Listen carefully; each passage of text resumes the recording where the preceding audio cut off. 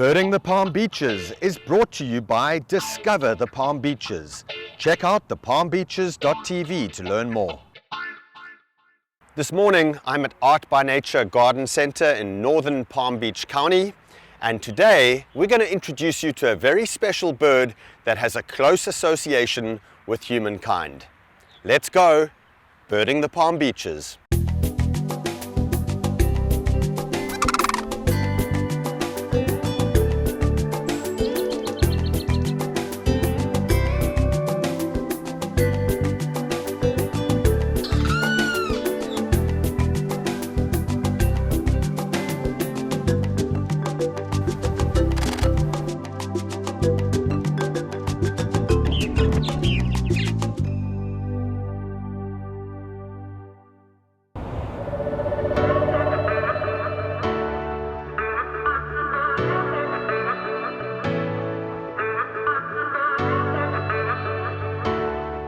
Palm Beach County is one of the largest and most eco-diverse counties in all of Florida, and the Palm Beaches are a paradise of never-ending outdoor activities and things to do and see. An unmatched landscape of first-rate birding, incredible wildlife management areas, year-round fishing, a multitude of water sports, and exceptional beaches make this the best place to experience Florida. From the Everglades to the Atlantic Ocean, you are sure to find things to do that will stoke your passions and make lasting memories. Here in the Palm Beaches, birding and wildlife viewing is a big deal, even bigger than you might imagine. In fact, birding is second only to beach-related activities as a form of outdoor recreation for both visitors and residents. If you're already into birding, you probably know that Florida and Palm Beach County is considered one of the best places in the world for this activity. South Florida is a birding mecca, from the colorful and distinctive natural populations of wading birds to the specialties like Florida scrub jays and red cockaded woodpeckers, combined with the winter migration of flocks from up north. Palm Beach County is truly a birdwatcher's paradise.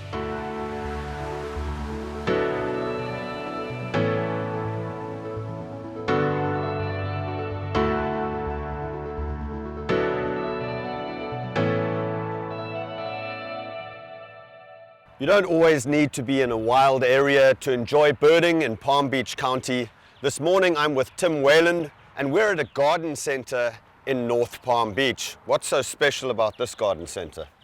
Well, among many things, I would say that our colony of purple martins. Well, this is a perfect example of how you can go birding anywhere in Palm Beach County. You can go birding from your home, you can go out into the Everglades, you can bird the coastline, and you can even bird a garden center. Purple martins are the largest swallow in North America, and the name purple martin is a little bit of a misnomer because they're not actually purple, they're more this dark, sort of glossy blue color, the males, and then the females are a lot more drab. They're kind of like a brownish color with a whitish belly. And long distance migrators, these birds, so every year they'll come back here in late January, they'll spend the entire summer here, and then they'll move and they'll congregate in a huge flock, and they'll then make their way all the way down to South America, to the Amazon basin, where they'll spend the winter and then repeat that cycle again the following year. And you're seeing those early birds in January, late January. Those are normally the older purple martins that have nested for a few seasons already. They'll be the first birds to come back. The birds from the previous year will take about 2 to 3 weeks before they'll start coming in, the birds that have just been hatched from the previous year. So that'll be their first trip back to their native area, and they will follow those older birds about 2 to 3 weeks later. Right now we've got a great accumulation of them. We're now in March and they're all flying around their houses. In the mornings they'll get ready for the day's activities and then they'll fly out. And these are birds that do everything on the wing. So when they're out there, they're hunting larger insects like dragonflies and mayflies, And then they're also drinking on the wing. So when they get thirsty, they're going to go down to a nice lake or a pond, and they're going to skim that water with their lower bill, and that's how they drink in flight. And then at dusk, they'll come back to their houses and spend the night in the safety of their apartments.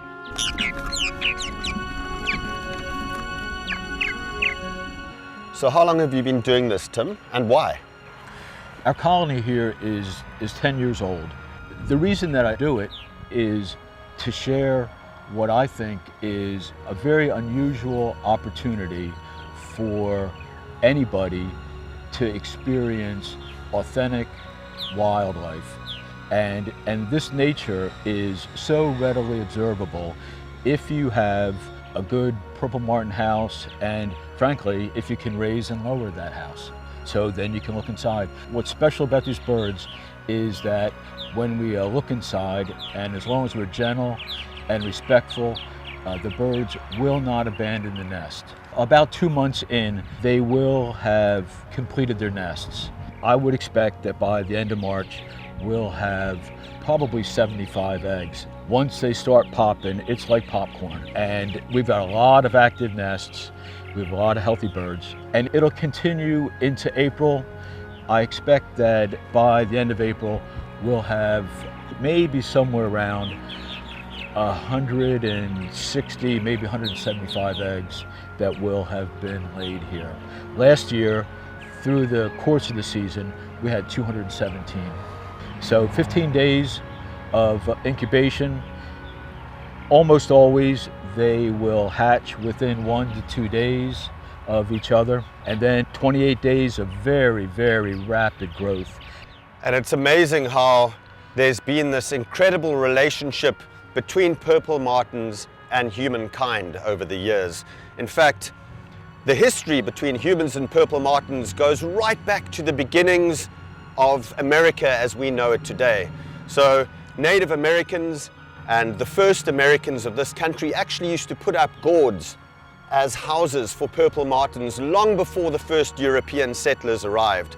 And now, because of that relationship over these years, which was then carried on by the generation of John James Audubon and beyond, these birds in eastern North America now are almost entirely reliant on these nesting houses.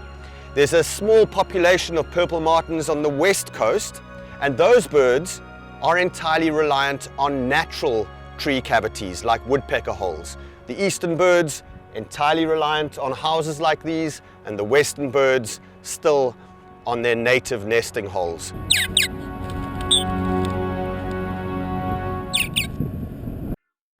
Birding the Palm Beaches is brought to you by Discover the Palm Beaches.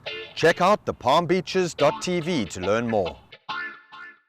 Less than a month, these birds, from being totally helpless, featherless, blind, what we call altricial in birds, when they need all the help and support from their parents, in 28 days they're going from that helpless little baby to that.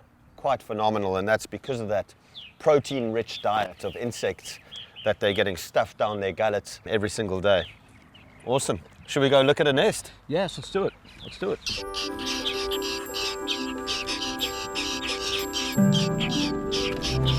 So, Tim, we're going to pull this down and look inside, correct? We sure will. We have Jada, our junior birder, here to help us lower this down today. Jada, go ahead. This is a house that is made by the Amish up in Indiana. It's a great house. It's very well made. There are 8 compartments in here. We might point out that these all have what are called starling exclusionary openings. And there are 2 birds that can be a nuisance to purple martin landlords, the starling and the house sparrow. Mm-hmm. And just by the shape of this opening, it will exclude starlings. Have at it, Jada. So we have to do our nest checks today, and this is our D house, and this is D2 here. On Tuesday, when we last looked in here, we had a completed nest. What has happened since? Wow. Wow, 3 eggs. Look at that. Man, oh man. 3 eggs. Check out this nest. It's typical that there are 4 to 6 eggs in a clutch. Sometimes it is 2, sometimes it's 3. We have seen 7, and 8 have been reported. We've never seen that, but almost always 4 to 6. And the mother lays an egg at dawn, 1 at a time, and they don't skip a day. So once they start to lay, it's continuous. And that makes it easy for us, because we're doing these regular nest checks, to figure out when the first lay day was.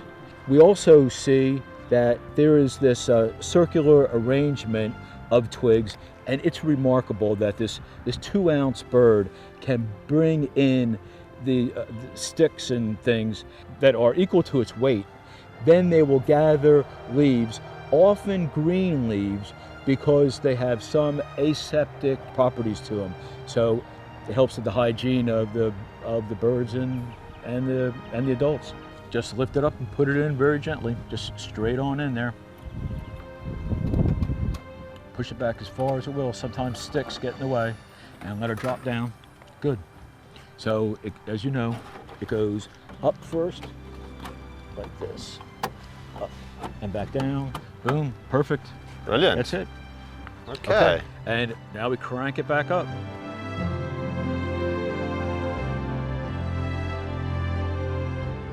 You're almost there.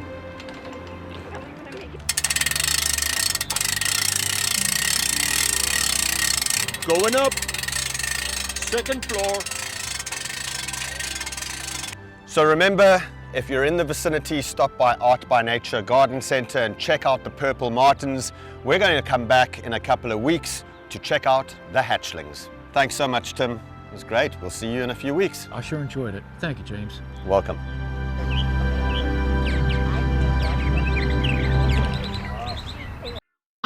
Birding the Palm Beaches is brought to you by Discover the Palm Beaches.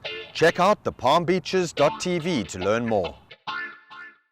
Well, it's been 3 weeks and we're back at Art by Nature Garden Center. Tim, what have we got here?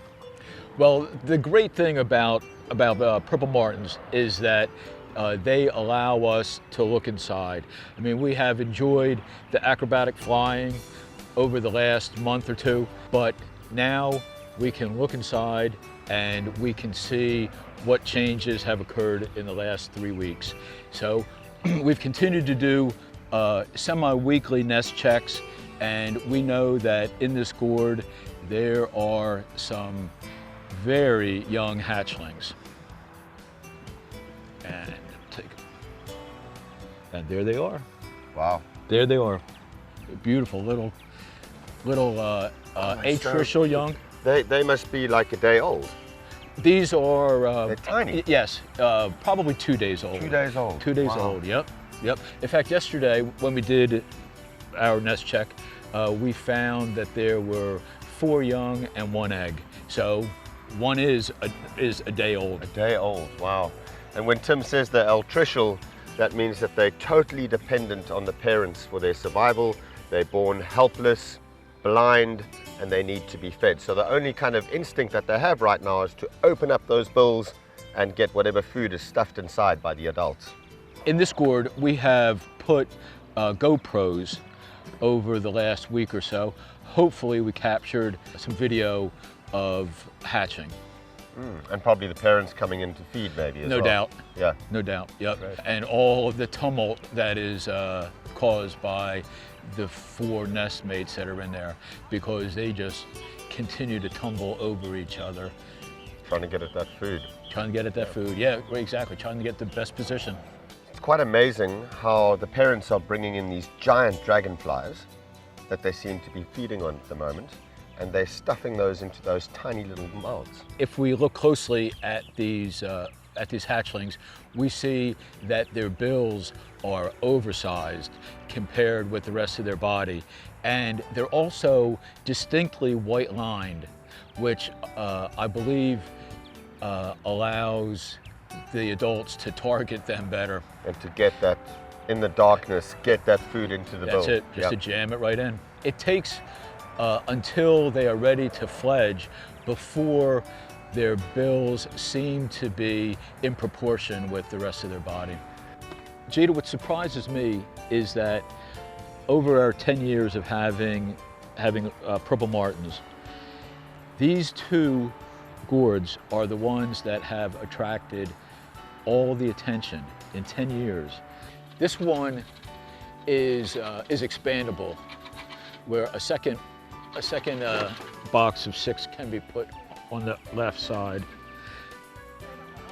It's amazing how quickly they grow. I mean, from hatching. Wow, look at that. From hatching to be able to fly in 28 days, and here they are a little more than halfway through development. Halfway through, 16 days. Right, Wow. right. So you can see how quickly they develop. In just 16 days, they've gone from these altricial, helpless little babies to their eyes open, very developed, and that's because of the protein-rich diet that they're fed on. Those insects are very, very high in protein, very rich, and look at the difference just 2 weeks makes. So our records indicate that these are about 16 days old. We have these laminated photos of the birds and their development. Let's see how they do match up. So that's that one, and we still have a little bit white patches here. What I always find helpful is to look at the tail and to see how well developed it is, and the patterning. So it's really it's quite similar. I think that I think that we're on target here, saying that it's right in that area there. So I think we're at 16 days. Look at the down that is blowing in the wind here. They're beautiful little birds, huh? Amazing. Well, fascinating stuff, Tim. We'll be back in about 2 weeks to see the fledgling birds, and hopefully we might even get to see a first flight. Stay with us. We'll be right back.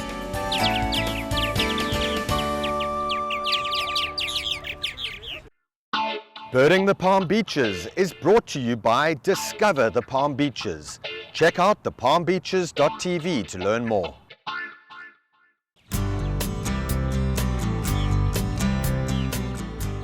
We've been following the progress of these purple martins at the colony here at Art by Nature Garden Center, and it's been fascinating to watch the process right from laying the eggs through to the babies, and then they get bigger and bigger, and now we've come to the stage where it's fledging time, and this is where the babies will start to leave the nests and head out and begin their journey as young adult purple martins.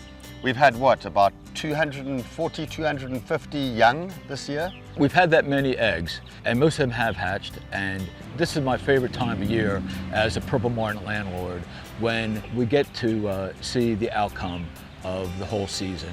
And we have begun having fledging. We're here in the middle of May.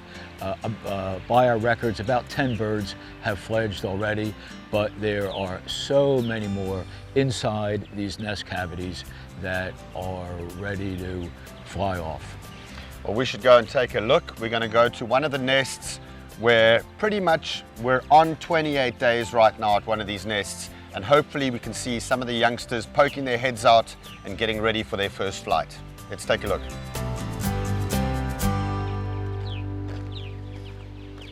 So at fledging time, what we're going to see, if we had a camera inside one of the nests, is we'll see the young birds starting to exercise their wing muscles a lot. They'll start moving around in that nest a lot more. They'll preen their feathers instinctively a lot. So they start getting those feathers ready.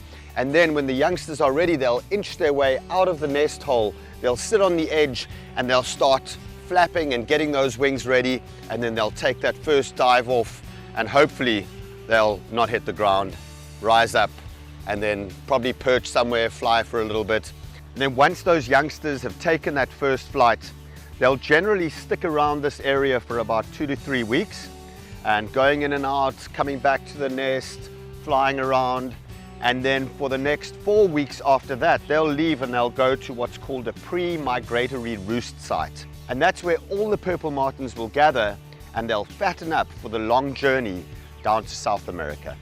You know, obviously for these young purple martins, flight is going to be probably the most important aspect of their lives. These are incredibly agile hunters that need to twist and turn to catch their aerial prey. We're talking about dragonflies and insects and mayflies that are often high up in the sky and are pretty quick, and so they have to be super nimble, and they fly like fighter jets, banking, turning. They use their tails as rudders to stop and to turn in flight, and then those wings perfectly designed to cut through the air and just really get in effortlessly and grab those insects in those big bucket-like mouths.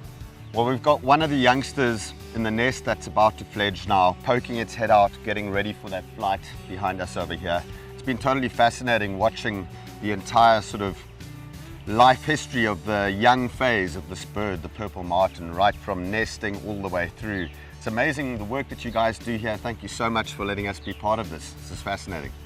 It really is a special opportunity for the public to enjoy true wildlife that's just so readily accessible. Amazing work that you guys are doing here, Tim. It just goes to show you don't need to be in the wildest parts of Palm Beach County to experience the bird life and the magnificent wildlife around us. Remember, this is just a small part of birding the Palm Beaches.